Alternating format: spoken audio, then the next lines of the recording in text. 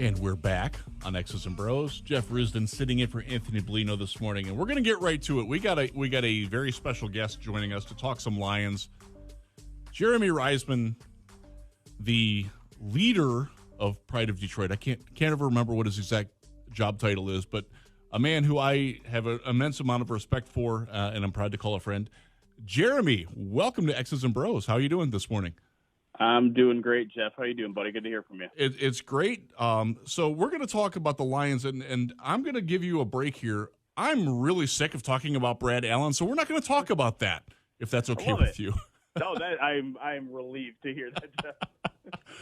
I want to talk about the rest of that game, and specifically the competitiveness with which the Lions played, and I'm encouraged by that. The fact that they went into Dallas and had a chance to win that game. You've watched the game. What was your overriding takeaway from that game, aside from the Brad Allen fiasco? Yeah, I think I'm right there with you. I came away initially kind of with a smile on my face, honestly. Because, I think that was the one thing I was concerned about in this game is how will they go up against one of these teams with an elite passing offense? Because they're going to have to go through a couple of those in the playoffs if they really want to make a deep run. And, yeah, Dak got his yardage. Yeah, maybe the Lions were a little bit fortunate for the fumble through the end zone and things like that. But holding Dallas, a team that was averaging 40 points at home, to half that was a pretty huge accomplishment. And I think if you look closely enough, you're starting to see some of the disruptive numbers in this past defense that was their key to the turnaround last year, right? One of the worst defenses in the league in the first half of the season. The reason they went 8-2 wasn't because the offense suddenly got hot, because the defense got hot.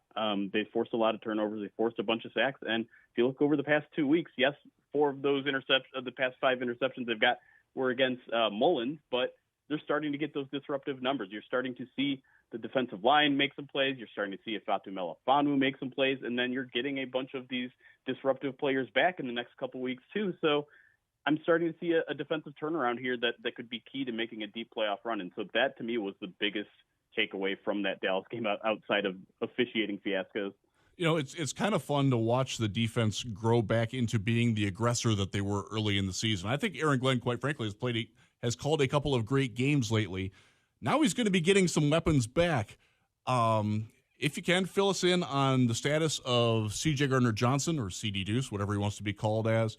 James Houston, will we see these guys in Week 18? Aleem McNeil also. And what's the plan going forward with them as far as you know?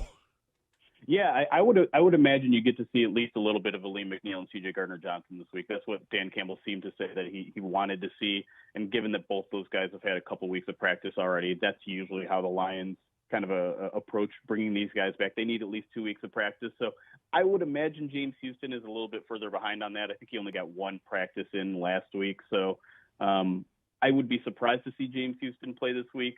I'd like to see it because I think amongst all those guys, he probably needs the time more than the other two. I think you could put C.J. Gardner-Johnson out there and he'll act like it's week 1 of the regular season. He'll be ready in midseason form. Same with Aleem McNeil, who's only missed 4 games, but James Houston is only, has been out since week 2. He's still a very young, impressionable player.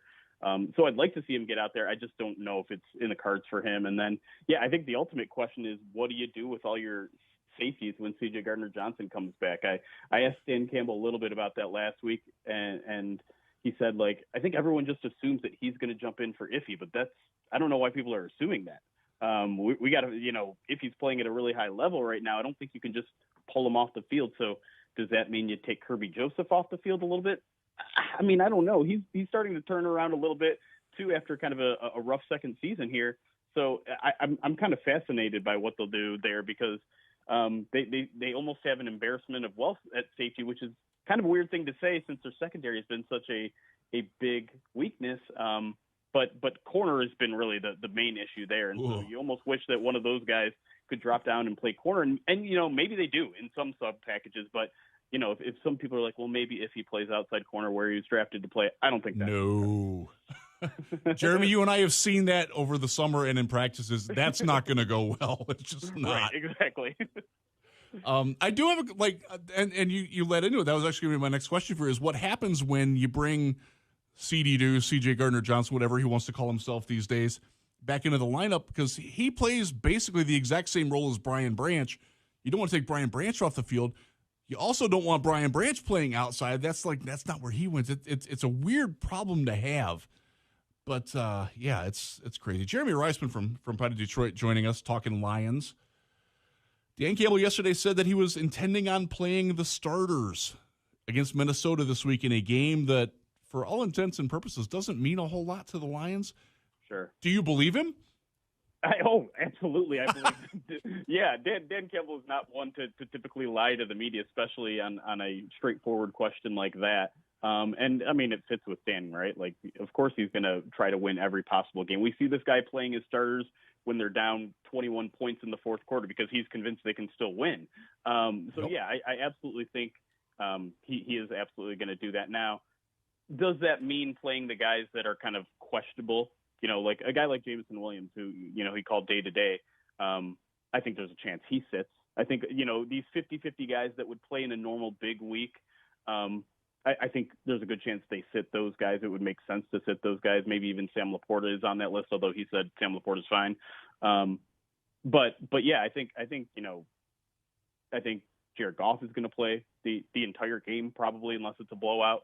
And if Jared Goff is playing, you sure as heck want your entire offensive line out there. You don't want to back up there kind of threatening to injure Jared Goff. So yeah, I expect the Lions to be as full health as they possibly can, with the only exception being some of these guys that are, you know, battling 50-50 injuries that may keep them out in a regular week anyways.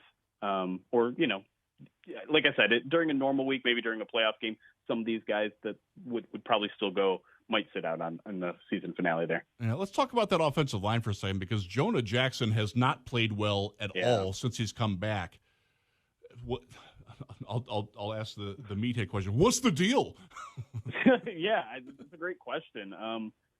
He's never been a great pass protector. I think that's always kind of been his main issue, and maybe why the Lions haven't run out and handed him an extension right away. But I mean, you're right. Like the everything is not really working for this guy right now, and it's hard to say whether it's lingering injuries. It's hard to say whether it's something mental, or maybe he just isn't as good as we all thought he was through the first 3 years of his career. It's kind of fascinating and frustrating, and imagine it's frustrating to him as a guy who, you know, is about to get paid in some manner of form, whether it's here or somewhere else.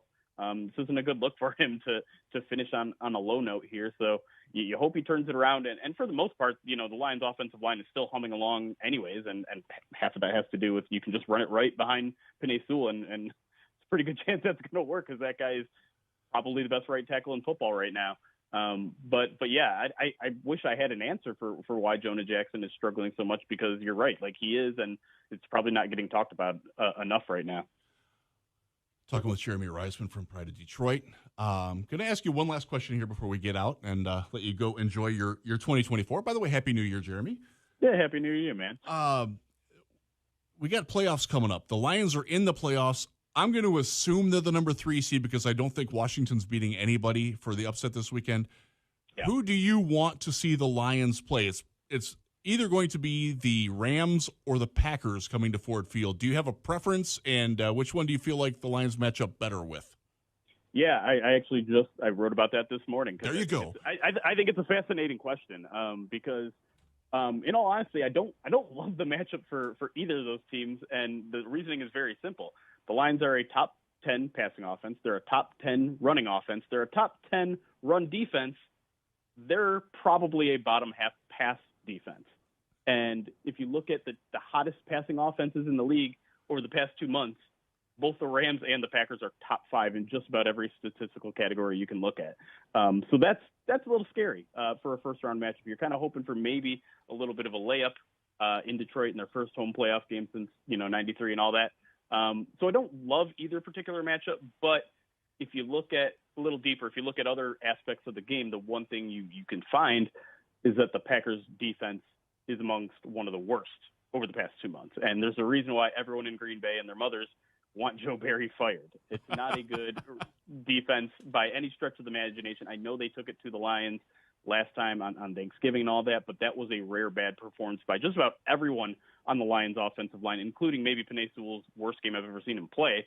I think the Lions can can hang 30, 40 points on this Packers defense in a normal week, whereas the Rams are starting to turn it around on that side of the ball too. Plus, you get to avoid all the Matthew Stafford narrative. I do not want to read a full week of that sort of stuff. I don't want to have to write a full weeks of all that. I don't have to listen to Kelly Stafford's podcast. I don't want to have to do any of that.